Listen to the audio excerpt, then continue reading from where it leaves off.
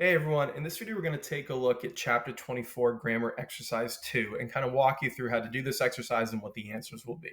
Okay, so you want to remember that this chapter is all about third declension nouns, just getting a little bit of a review on declensions, the third declension, what the endings are. So that's really what you're piecing together here.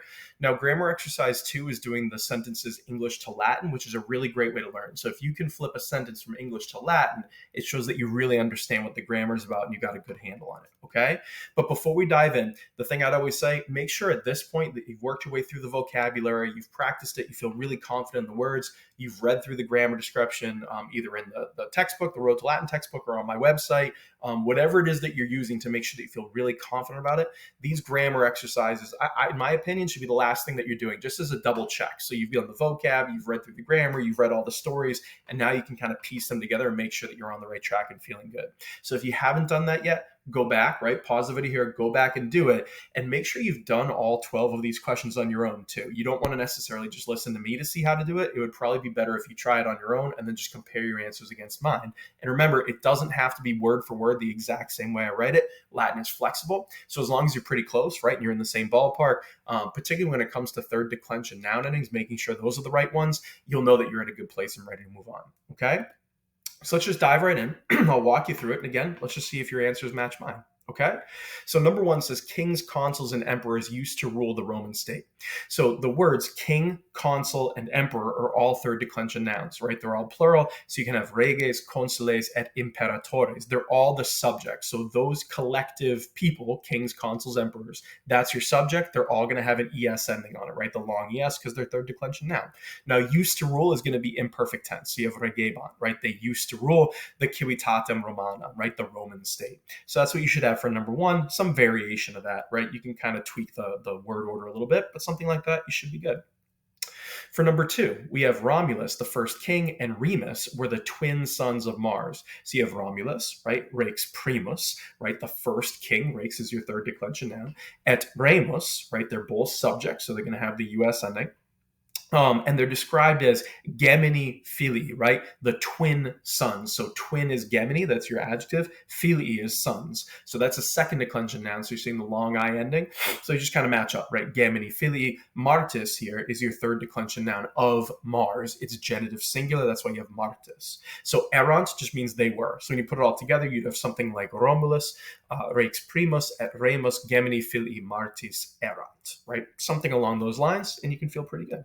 Okay. For number three, we have later on the Roman people elected consuls. So later on is postea, right? Later or later on. The Roman people is the populus Romanus. That's your subject, US endings, because they're second declension nouns. So the Roman people, and again, this is a singular noun representing a plural group of people. So technically that is singular, populus. It means like the population. So that's why you have delegebant. Sorry, let me say that again. Delegebat, it's singular because people is technically singular here. It really means like population. So you'd have populus Romanus, delegebat consules. They elected consuls, or you would say consules delegebat. So delegebat is your imperfect tense. They elected, right? They were electing. Consuls is your third declension noun. It's accusative plural here because you're saying the people elected consuls, plural. That's why we have it as consules, okay? For number four, we have the power of the consuls was very great. So power is the third declension noun. It's potestas. The AS ending is a little bit confusing, right? I didn't add the long marks here, but technically there's a macron over the A. It looks like it should be first declension accusative plural. It's not. This is why we talk about a lot in this chapter of making sure you know what declension your noun is, right? Once you know that potestas is a third declension noun, you'll see that the AS ending is in the dash, right? Nominative singular, where we put a dash saying it could be a bunch of different things. There's no pattern. This just happens to be AS. So potestas means the power as the subject. So you're saying, and it's a feminine noun, by the way. So you have potestas maxima era, right? The power was great. Now, the other word we need is the power of the consuls. Consul is a third declension noun. You look for genitive plural because it's of the consuls, and you get consulum. This is another tricky one because that um ending looks like it might be second declension accusative singular. It's not. There's some overlap in that noun ending chart. And again, this is why it's really critical to make sure that whenever whenever you're translating Latin, one of the first kind of key pieces of information you need is what declension is my noun. That would help you see consul, third declension, genitive plural, So when you put it together, you get potestas consulum maxima erat. Or you could even say like erat maxima. It would still be fine, right? It was very great, or was the greatest. In number 5, we have in the Helvetian War. Caesar was the commander of many legions. So you say in bello Helvetico, right, in the Helvetian War. Caesar, there's our subject, right, Caesar. He was the commander. So Caesar erat dux, right? The dux there is like the military leader or commander. The commander of many legions, multarum legionum. So legion, right, legionum here, it's third declension, and it's plural. That's where we got the on legionum, right, of legions. Now, it's a feminine noun, which is why you have multarum, right, which is a feminine genitive plural adjective. So it looks a little weird, but multarum and legionum are going together, right? And the main idea is Caesar erat dux, right? He was the commander of many legions. You have multarum legionum. So we're mixing some good third declension nouns in there. So number 6, right about halfway through, we hear many stories about the 10th legion, right?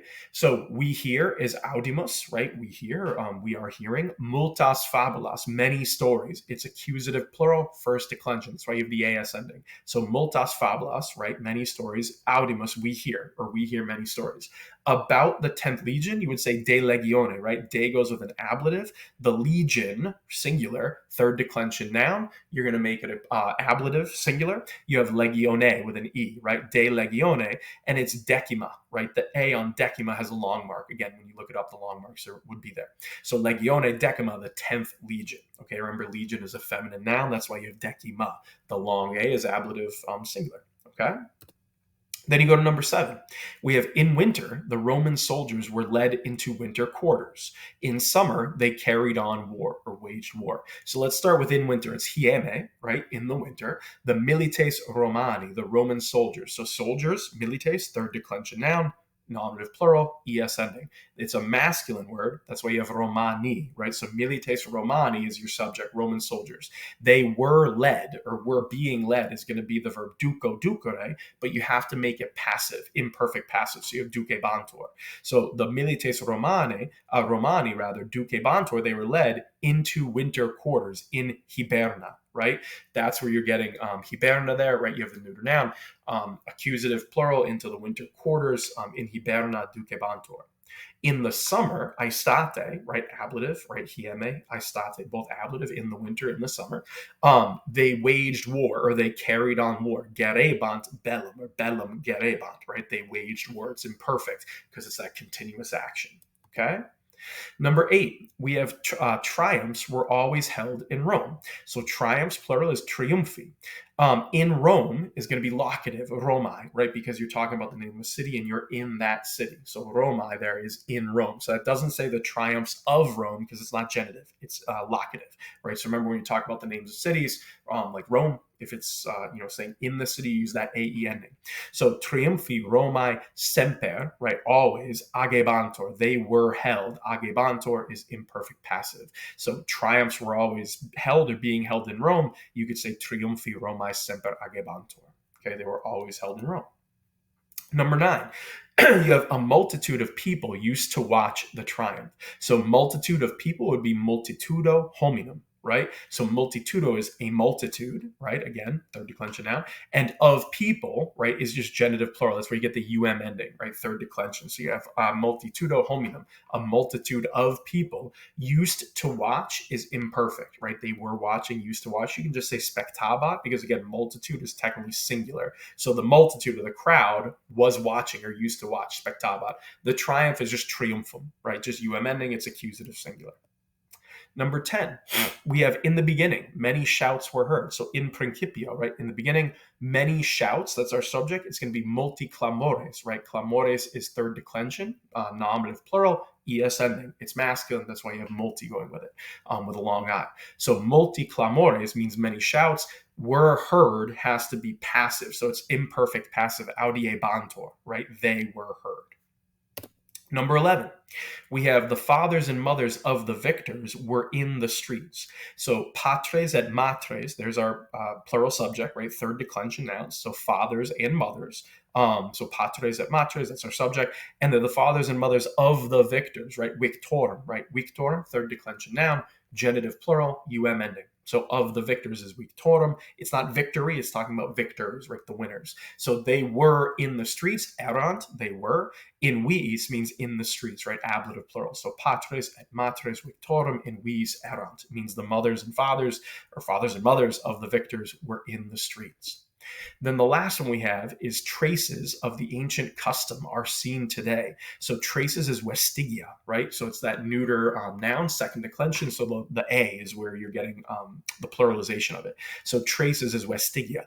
Of the ancient custom is antiqui mores, right? So custom, third declension, genitive singular, ius ending, right? Most mores. Mores means of the custom. Antiqui is just saying ancient. That's also genitive singular. It's just a first and second declension adjective, so we have a long I. So vestigia antiqui mores means the traces, plural, of the ancient custom are seen today. So are seen is present passive. It's not vident, it's videntur, right? You have to put the UR ending or NTUR ending on it. Today is just hodie. So you could say vestigia antiqui mores hodie videntur, and you'd have traces of the ancient custom are seen today. So hopefully that made some sense. Again, I know there's a lot of questions here. English to Latin is tricky, but if you have any questions at all on how I came up with these, put them in the comments below. I'm always happy to help or explain things more. But hopefully, if you did this on your own and your answers are either exact or pretty close to exact, close to mine, that's a good sign that you're in the right spot. You're on the right track, and you're probably ready to move on. So if this all made sense, and you've done all the rest of the work, right? Translation, story, all that good stuff. You've practiced with Magistrula. If you can do these two grammar exercises, right? Grammar exercise 2 in particular, along with 1, if you can do them, that probably means you're ready to move on. Okay. But, at the very least, at least these are good practice to make sure that you're getting third declension nouns down and you really understand the grammar. Again, if you have any questions, let me know. Otherwise, just keep practicing. And the more you do it, the easier it'll get. Good luck.